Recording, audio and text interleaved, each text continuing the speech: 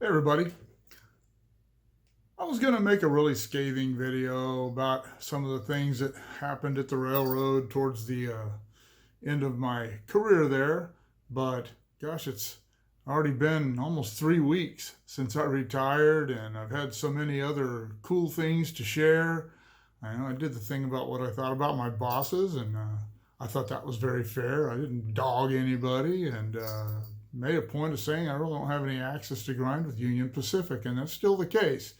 And the further away I get from it, the less I care. Even about the things that did piss me off or annoy me or whatever.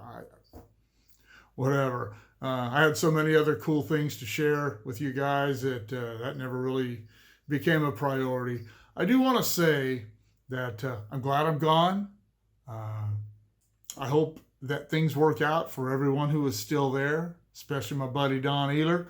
Uh, I know he wants out, and he's still got 5.5 years, and I feel for him, and he's mad at me because I got to go. But hey, that's what happens when you're older.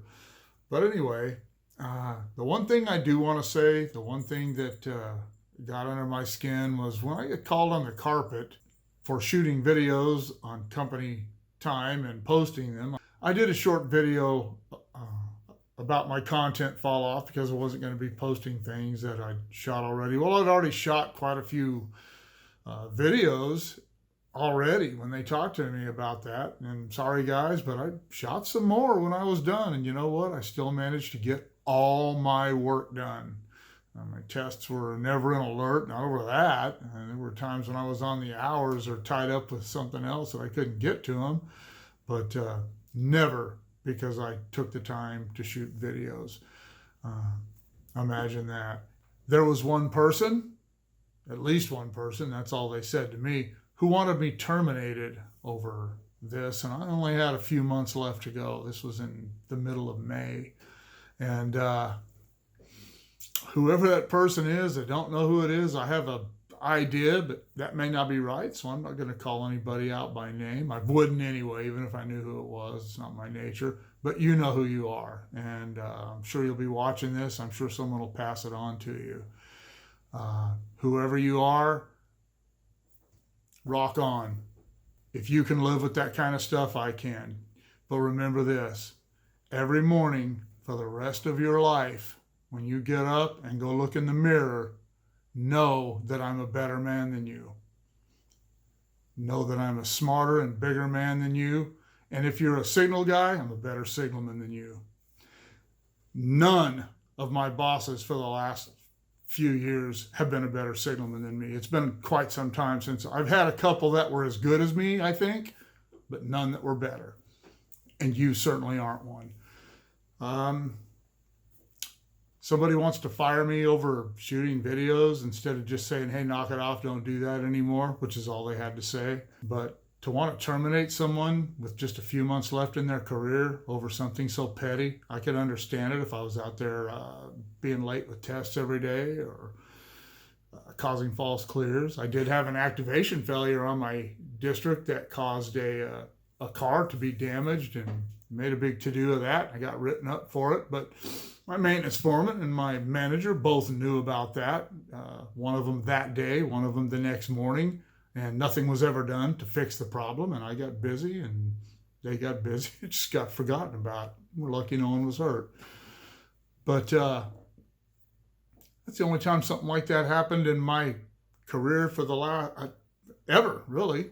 And I was a diligent, faithful employee. I believed in the company's plan. I believed in their safety program. And I don't believe in the 2020 plan. It's one of the reasons I retired at 60 rather than working to 63, which was my original plan. I don't want any part of what they're doing now.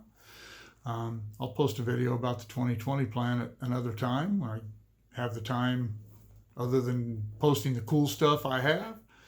But to the managers and directors and people above that who thought that what I had done was such an egregious issue, you've got people out there who don't know what they're doing. Some of them are relatively new and some of them have been here for a long time.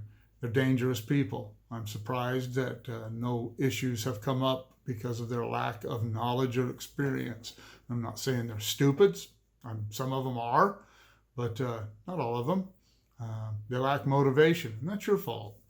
Um, you need to be out there making sure these guys know what they're doing. You need to make sure that they get the training they're supposed to have and not just blow it off because they don't want to be away from home for a week. They need that training. And if you're not going to make sure they get it out there, you should make sure they get it in the field, but no one's doing that. These guys are just out there floating around, and I hope it never becomes a problem. I hope no one's ever killed because of it, or even injured or damaged. I hope a car never gets hit at a crossing. I hope two trains never run into each other, or a train goes on the ground over it. Hopefully it'll get caught in testing or inspections. But anyway, maybe those are the guys you should be worrying about, other than some guy who's been here for 40 years, has a few months left, and is engaging in something that I actually thought was good PR for Union Pacific Railroad. You didn't see it that way? Okay. But anyway, as I said, I'd already shot quite a few videos. I'd already edited them, and some were ready to go. I'm glad I didn't put them up. I'd have probably got in trouble for it. But now I'm retired, and all you can do is get mad about it. I know I wasn't liked by a lot of people in management. I was a little too outspoken and a little too experienced for their tastes. I knew I didn't have to put up with any crap I didn't have to put up with, and I generally didn't. Sometimes I did. If I didn't think it was worth making an issue about, I just went on about my business. But I assure you, I wasn't trying to be rebellious or insubordinate. I found myself with free time.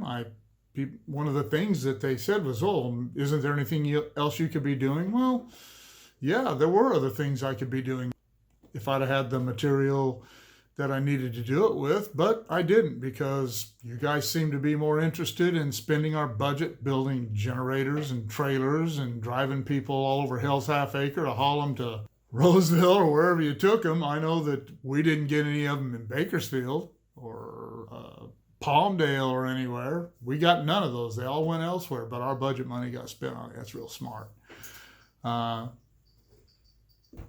So I found myself sometimes with not much to do. So I would shoot a couple of videos here and there.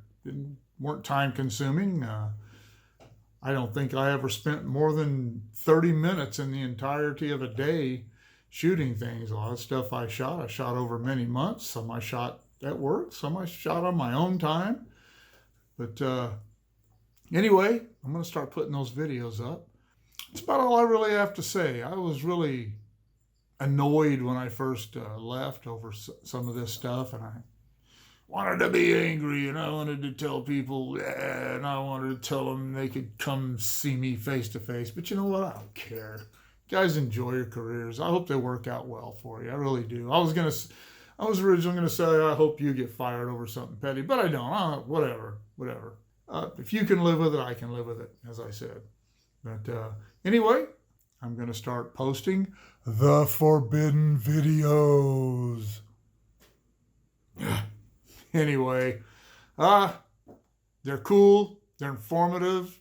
I push safety because that's what all this is about. That's why we do these things. If I haven't said it before, I'll say it now. And if I have said it before and you've heard it, I'll say it again. In my opinion, the signal department is the most important department in the railroad. Nothing happens safely without us. Cars don't go through crossings at grade safely without us.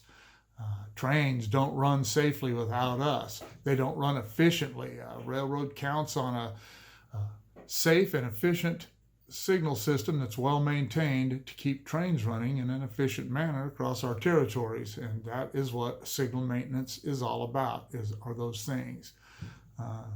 They can lay the rails and they can put people on trains to operate them, but without our signal system, they can't do it safely or efficiently. So that's my 2 cents or my 4 cents or whatever. But anyway, I'm going to start posting the videos. I hope you enjoy them. And for those of you at Union Pacific that aren't going to enjoy them, I feel sorry for you if you really think that pushing the importance of the signal department is a bad thing. All right, we'll see you later.